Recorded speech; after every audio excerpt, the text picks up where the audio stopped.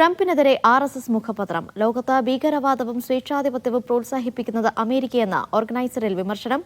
അധിക തീരുവയിലൂടെ ഇന്ത്യയെ അടിച്ചമർത്താനാണ് ട്രംപ് ശ്രമിച്ചത്. ഐക്യരാഷ്ട്രസഭ, ലോക വ്യാപാര സംഘടന തുടങ്ങിയ അന്താരാഷ്ട്ര സ്ഥാപനങ്ങൾ അപ്രസക്തവും കാര്യക്ഷമമല്ലെന്നും വിമർശനം.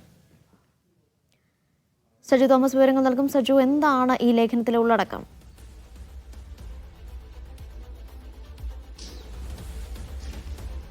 അനീഷ, അമേരിക്കയുടെ വ്യാപാരം, അതായത് ഇന്ത്യക്കുമേൽ അടിച്ചേൽപ്പിച്ച അധിക തീരുവയ്ക്കെതിരെ ഓർഗനൈസർ ആദ്യമായിട്ട് പ്രതികരിച്ചിരിക്കുകയാണ്. വിഷയവുമായി ബന്ധപ്പെട്ട് വലിയ വിമർശനങ്ങളാണ് ട്രംപിനെതിരെയും അമേരിക്കയ്ക്കെതിരെയും ഉയർത്തിയിരിക്കുന്നത്. പ്രധാനമായിട്ടും ലോകത്ത് ഭീകരവാദവും സ്വേച്ഛാധിപത്യവും പ്രോത്സാഹിപ്പിക്കുന്നത് അമേരിക്കയുടെ പിൻബലത്തോടു കൂടിയെന്നുള്ള വലിയ ആരോപണമാണ് ഓർഗനൈസർ ഉന്നയിച്ചിരിക്കുന്നത്. അതോടൊപ്പം തന്നെ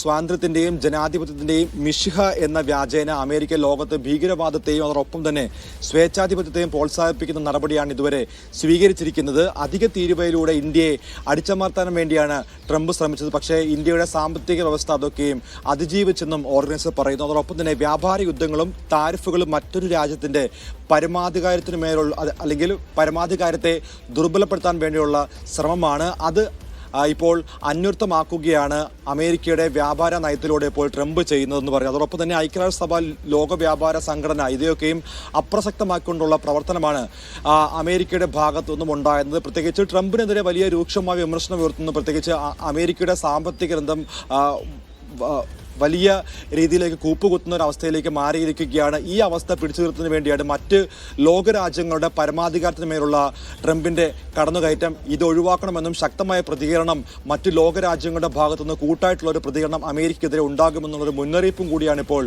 RSS മുഖപത്രം നൽകിയിരിക്കുന്നത്. ഏതൊരു രാജ്യത്തിനെയും പരമാധികാരമുണ്ട്. ആ പരമാധികാരത്തെ ഇല്ലാതാക്കുന്ന നടപടികൾ മറ്റൊരു രാജ്യം സ്വീകരിച്ചാൽ കൂട്ടായ പ്രവർത്തനത്തിലൂടെ അതിനെ മറികടക്കാൻ വേണ്ടിയുള്ള പ്രവർത്തനങ്ങൾ എല്ലാ മേഖലയിൽ നിന്നും ഉണ്ടാകും എന്നുള്ള മുന്നറിയിപ്പും കൂടിയാണ് ഇപ്പോൾ ഓർഗനൈസർ നൽകുന്നത്. ശരി.